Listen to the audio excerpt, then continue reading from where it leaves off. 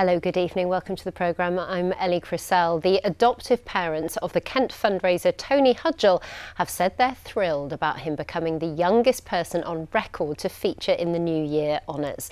The 9-year-old from Tunbridge is awarded the British Empire Medal for services to the prevention of child abuse. Tony, who had both legs amputated after being abused as a baby by his birth parents, inspired tougher sentencing for people convicted of child cruelty and raised more than £1.8 million for charity. The King has granted special permission for a 7-year-old boy killed in a crash near Folkestone to be buried in his local church. William Brown died as he tried to retrieve a football on Sandgate Esplanade earlier this month.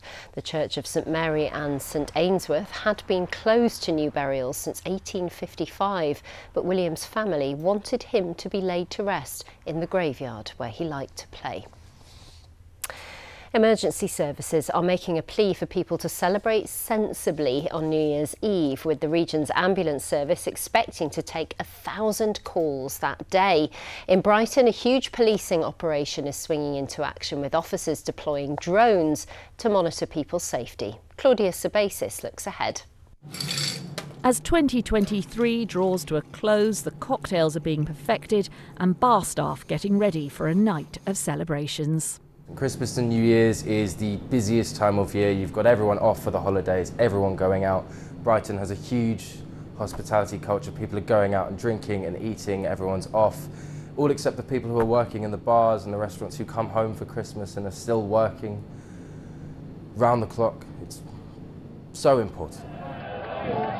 The streets of Brighton are predicted to be packed. This was the scene on the night of the winter solstice just before Christmas. New Year's Eve will be a similar fare. And of course there'll be more people out and about on New Year's Eve, so the police have got a special plan in place. They're going to have night marshals and taxi marshals who'll help you get a licensed cab, and they're also going to put their drone up all the way along Brighton seafront. This will be the first New Year's Eve this police drone will be out in Brighton. It's essentially a CCTV camera in the sky. It helps us to monitor areas that are slightly harder to reach on foot, so for the beach line, shoreline, if you like. And it has enhanced the capabilities via infrared camera.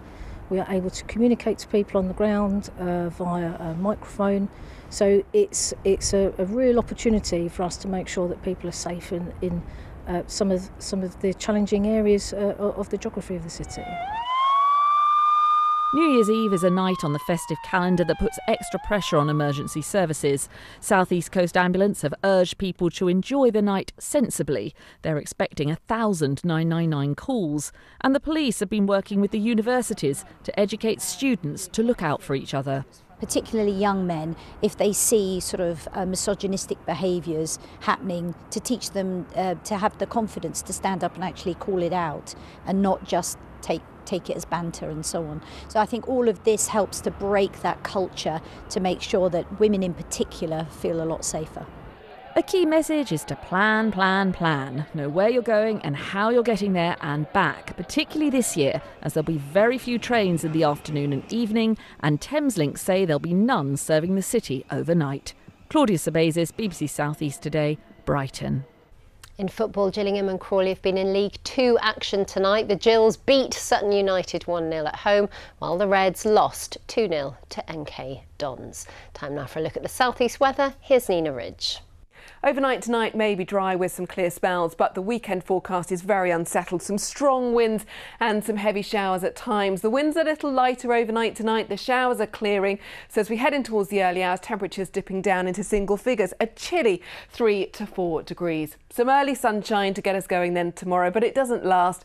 Then the cloud increases. During the day, the rain is expected to be quite patchy and light. Into the afternoon, the winds start to strengthen, with temperatures reaching highs around about 11 to 12 degrees. But it's the evening where we'll see some of the strongest winds and the heavy rain, all courtesy of this low pressure. As it pushes its way eastwards, we could see those winds gusting to around about 50 to 60 miles an hour. That's it from me. Natalie Graham is back with your weekend news tomorrow. Good night.